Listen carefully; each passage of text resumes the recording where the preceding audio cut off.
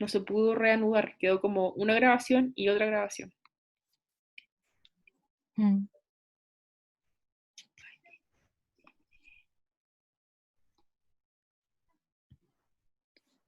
Ya. Ahí sí. Respecto a las proteínas, ¿cierto? Van a variar entre 0,8 a 1,2.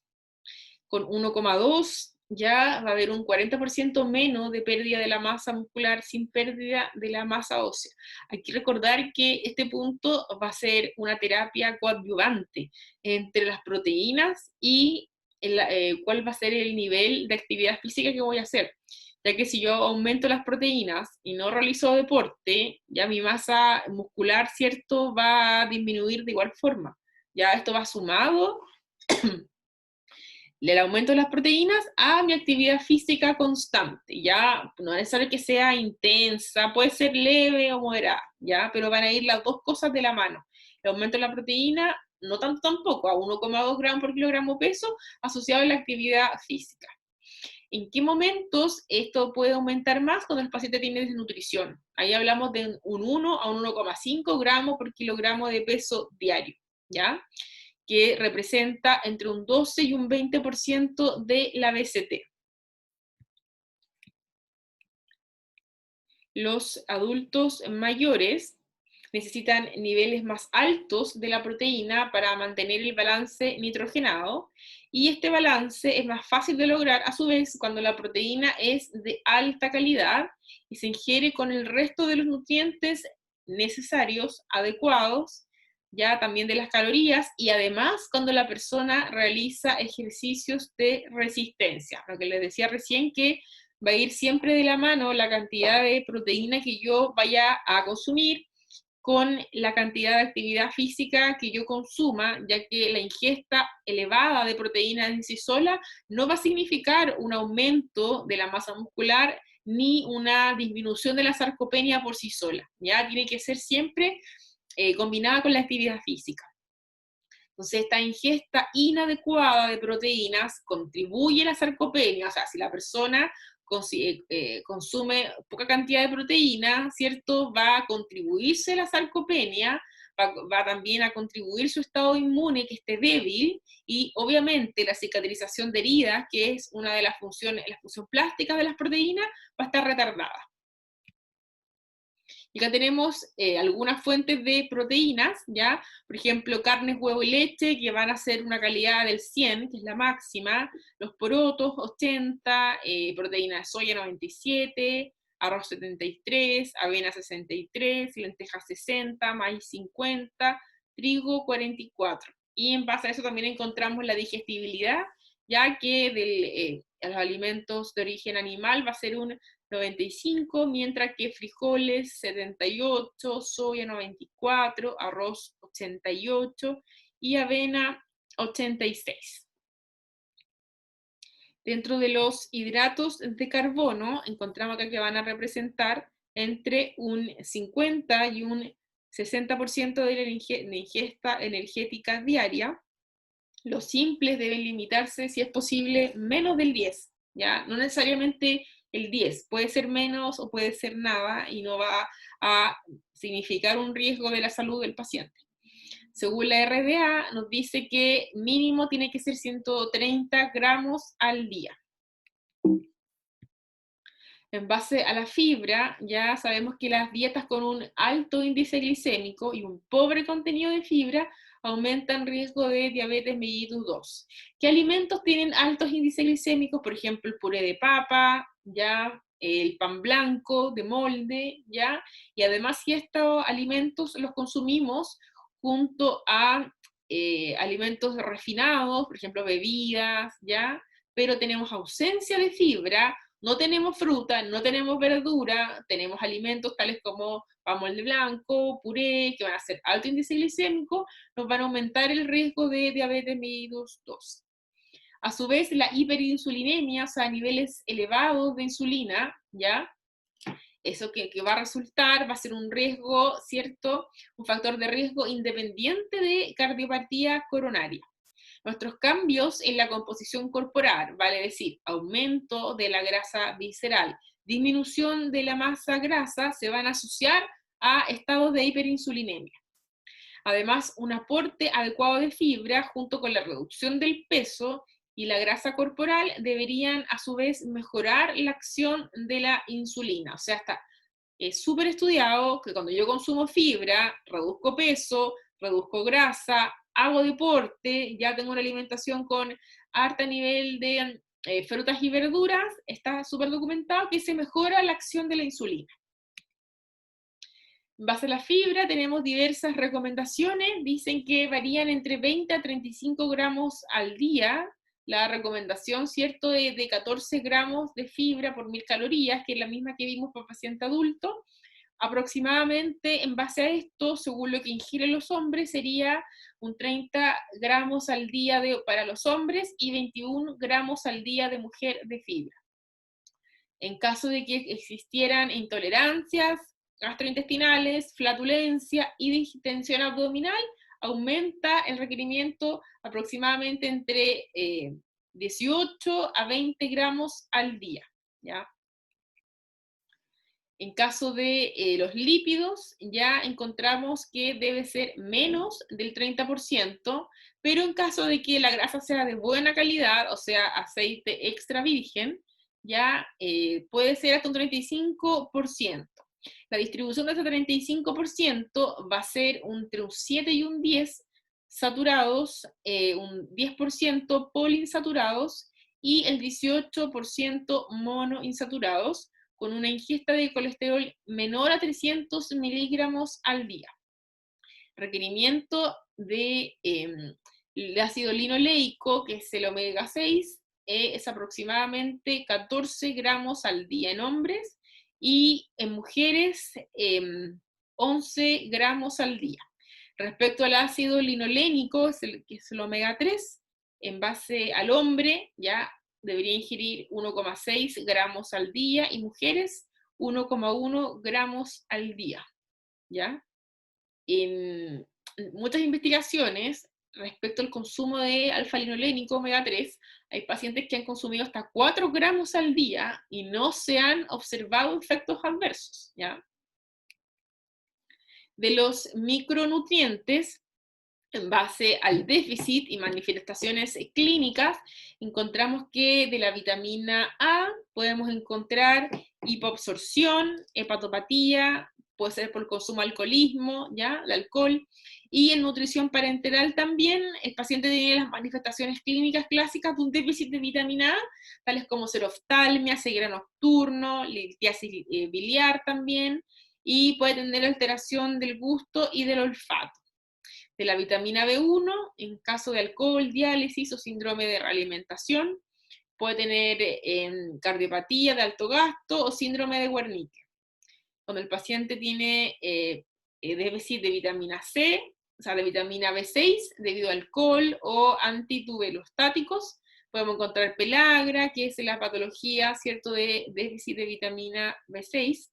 Cuando tenemos déficit de vitamina B12 por anemia perniciosa, vamos a encontrar, ¿cierto?, también que se puede desarrollar la anemia megaloblástica. En la vitamina C, cuando nos falta, pero ingesta inadecuada, escorbuto. De la vitamina D, por falta de absorción de grasas o por falta de exposición solar, alteración de la mineralización ósea o hipocalcemia. De la vitamina E por obstrucción biliar o déficit de la absorción, podemos encontrar neuropatía periférica o ataxia. De la vitamina K con hipoabsorción encontramos que puede haber un aumento del riesgo de hemorragia. De los folatos también puede haber anemia megaloblástica, del calcio osteoporosis, del yodo bocio, del hierro anemia microcítica hipocrómica, del magnesio debilidad muscular, del fósforo también puede haber rabdomiólisis, disfunción miocárdica, ¿ya? Del zinc, mala cicatrización, alopecia, y del selenio, osteoartritis o despigmentación. O sea, algunas de estas ya las sabemos, ¿cierto? De nutrición básica, por ejemplo, la seroftalmia, el pelagra, el escorbuto, la osteoporosis, el bocio, los tipos de anemia, según cuál sea el nutriente, ¿cierto?, que me va a faltar. Cambios en el metabolismo, nutriente crítico.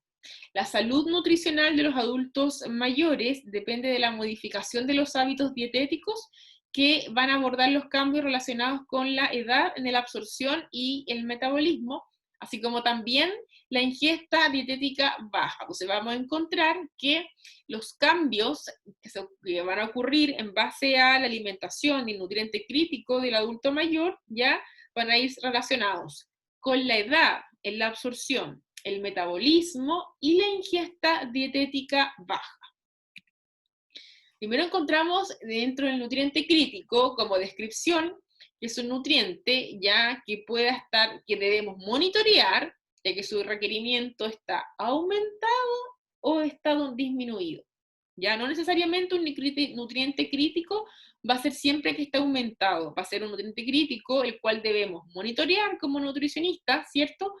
Para ir viendo, ¿cierto? Si se encuentra en los niveles esperados, ya, pero que puede estar disminuido o aumentado. Y ese requerimiento que cambia es el que debemos vigilar en forma constante.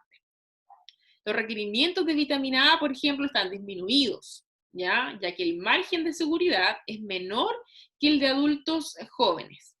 ¿Qué se ha observado? Se ha observado que la ingesta excesiva de vitamina A se va a asociar a una pérdida mineral ósea y por lo tanto mayor riesgo de fracturas.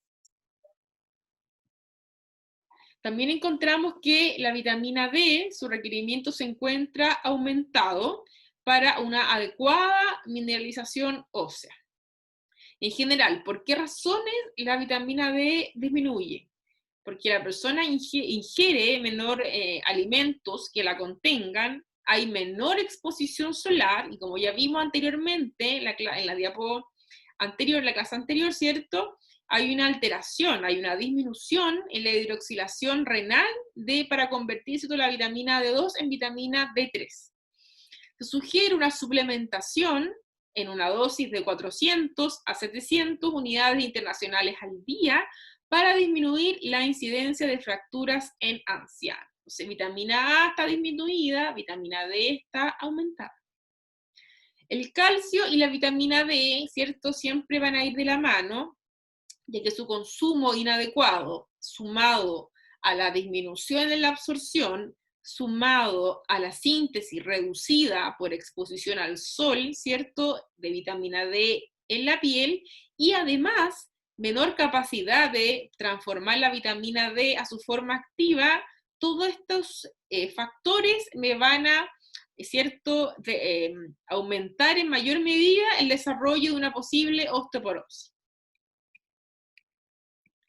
En base a la vitamina B12, que es la cobalamina, ya vamos a encontrar que los niveles de vitamina B12 en sangre disminuyen con la edad, aún en adultos sanos.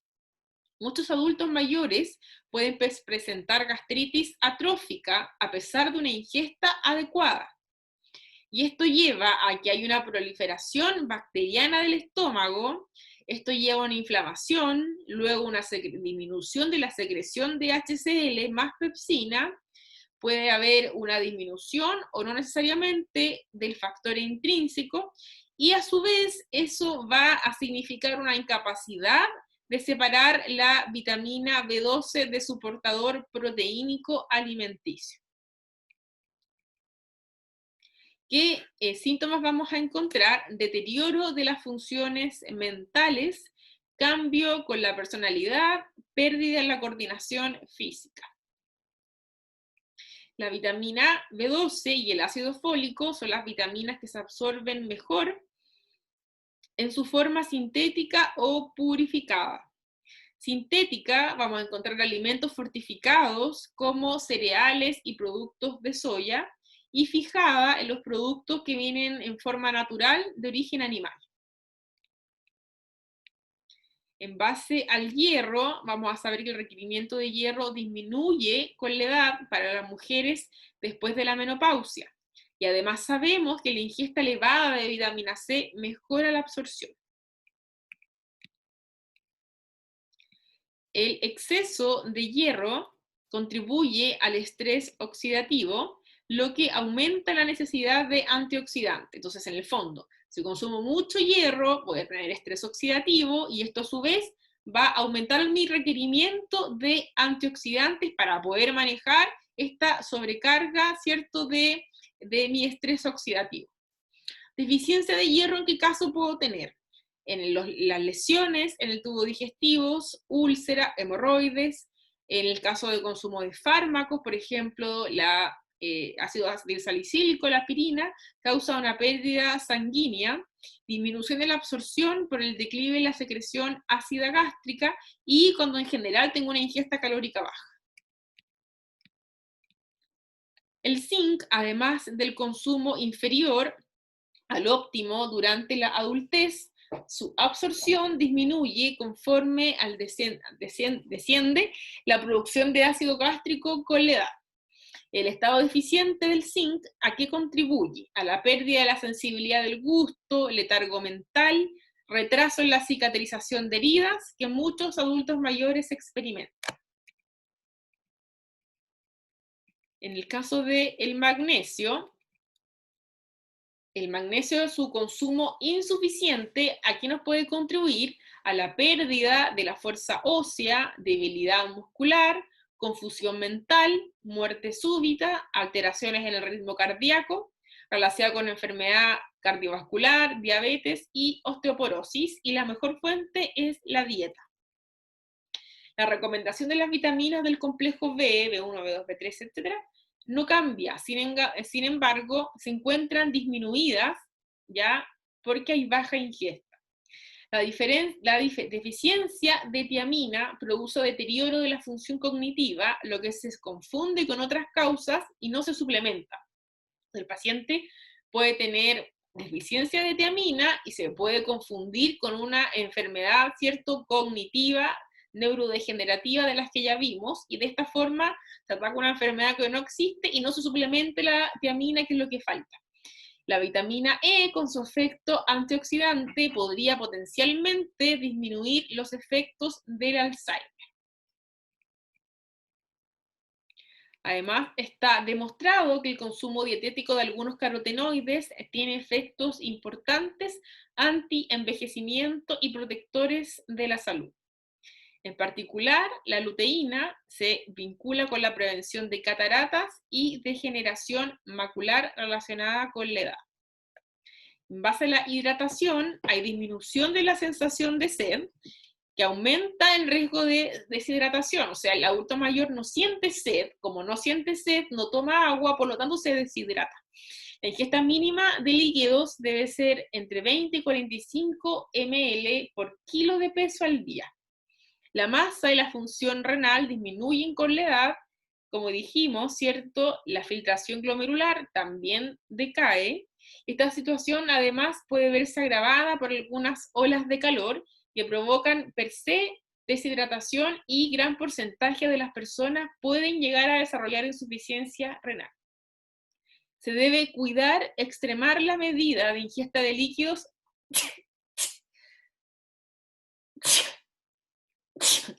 Salud. en estas circunstancias. Entonces, ya terminando, las guías alimentarias del adulto mayor son muy parecidas en hombres y mujeres, lácteos y derivados.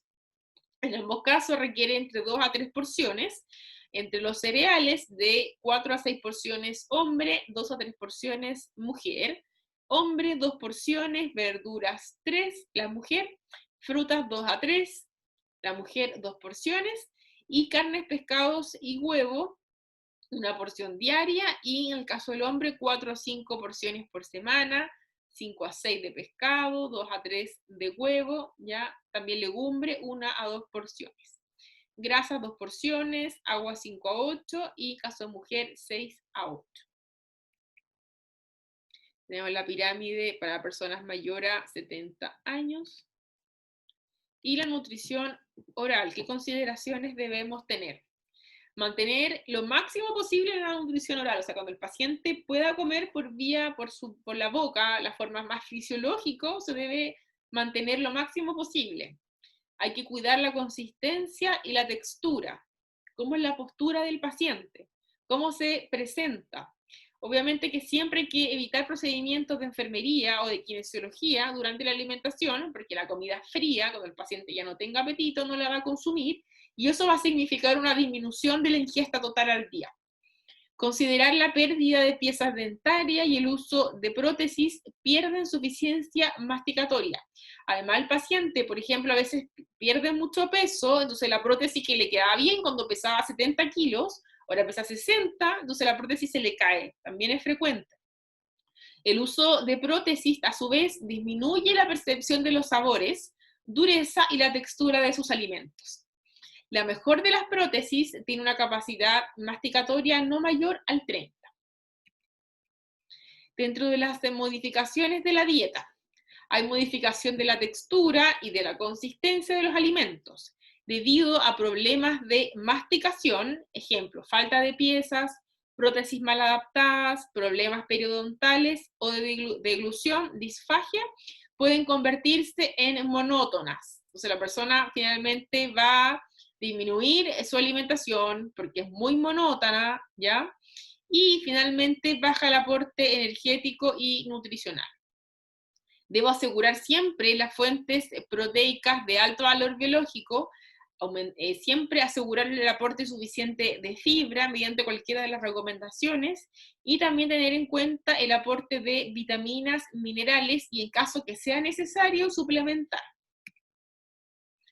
Texturas suaves en el caso que sea necesario, ¿cierto? Cuando el paciente tenga alguna dificultad, y o en el caso también, según el problema o no que no tenga, el líquido se puede espesar, no añadir más líquido del necesario para conseguir texturas menos viscosas, optar por alimentos de consistencia blanda, presentaciones que sean atractivas, siempre controlar la ingesta, de fácil preparación, asegurar la seguridad bacteriológica, tener una variedad de sabores, y sin lactosa está con signo de pregunta porque hay una disminución de la acción de la enzima lactasa. Luego, en el momento de intervenir nutricionalmente al adulto mayor, se debe plantear de forma individual, investigar los hábitos alimentarios erróneos y corregirlos, preguntar sobre las preferencias alimentarias, evitar la indicación de dietas restrictivas si no son estrictamente necesarias, muy importante asegurar la ingesta hídrica, valorar la posibilidad de compra y elaboración de comida, o sea, no recomendar alimentos que son imposibles o son muy inaccesibles para el paciente, ver quién elabora la comida en la casa, si el paciente vive solo, animar a que se realicen las comidas en compañía y en un lugar agradable, ventilado y libre de los olores de cocinas, mantener la higiene bucal y la vigilancia periódica de la dentadura o prótesis dentales, recomendar presentaciones atractivas de los platos con sabores y aromas definidos, estimular la realización de actividades que favorezcan relaciones sociales. Y en el seguimiento, realizar un control al menos bimensual del peso, e IMC, y control anual del estado nutricional. Se puede utilizar la escala de valoración MNA, Minimental. Entonces, dentro de la intervención nutricional del adulto mayor, los suplementos han demostrado numerosos beneficios. En el adulto mayor malnutrido o con riesgo de nutrición, de malnutrición, mejoran el peso, el estado nutricional y de esta forma la supervivencia. En el manejo de úlceras por presión, favorecen la cicatrización y reducen el riesgo de aparición de las mismas. En ancianos con fractura de cadera reducen el riesgo de complicaciones, y en términos de calidad de vida, estado funcional, cognitivo y duración de la estancia hospitalaria, la evidencia científica es contradictoria e insuficiente. Pero nosotros sabemos que cuando el paciente, como lo vimos anteriormente, va a estar desnutrido, va a tener un mayor riesgo de caída, mayor complicaciones, mayor estadía hospitalaria. Dentro de los suplementos ya encontramos los módulos que pueden entregar fibra, ácido graso, aminoácidos, vitamina, ¿ya? Que según el que sea necesario se pueden aportar, o también en la dieta completa, ya que esta a su vez contiene todos los nutrientes en la cantidad suficiente para garantizar o mantener el adecuado estado nutricional. Algunos signos de alarma nutricional en el adulto mayor: anorexia, falta de apetito, dificultad para masticar, para deglutir, para tragar, una ingesta proteica inferior a una ración diaria, un rechazo de la mayoría de los alimentos principales, y una ingesta, cuando yo realizo el control de ingesta, menor al 50% del contenido de 2 comidas principales. No comer al menos una comida caliente al día, dieta triturada también hay que vigilar, y cuando hay hábito alcohólico.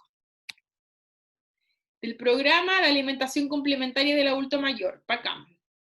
El PACAM es un programa de ayuda alimentaria destinado a prevenir y recuperar el daño nutricional en los adultos mayores, en cumplimiento de la política de subsidiariedad del Estado de Chile. Entonces el PACAM, ¿cierto?, va a ser un programa subsidiado por el Estado, es un programa, son alimentos que se le entregan a los adultos mayores, beneficiarios, ¿cierto?, de un CESFAM, que es una alimentación gratuita. ¿Cuáles son los objetivos del PACAM? Contribuir a prevenir y tratar carencias nutricionales de la persona mayor. Entregar un complemento nutricional a las personas de 70 años, personas de 65 años que están en tratamiento de tuberculosis, personas de 60 años en el convenio con Hogar de Cristo, y mayores de 65 años en Chile Solidario. Esto, que se sepan los beneficiarios, es muy importante. Cualquier persona mayor a 70, paciente mayor a 65 que tenga TBC, mayor a 65 que esté en Chile Solidario, o mayor a 60 que esté en convenio con Hogar de Cristo. Contribuir a mantener o mejorar la funcionalidad física y psíquica de la persona mayor. Mejorar la detección y control de factores de riesgo en la pérdida de la funcionalidad. Promover en los consultorios de salud postrurales y otro establecimiento de APS una modalidad de trabajo integral con relación al adulto mayor, vaya a decir atención médica, asistente social, nutricional y de las organizaciones propias de la comunidad.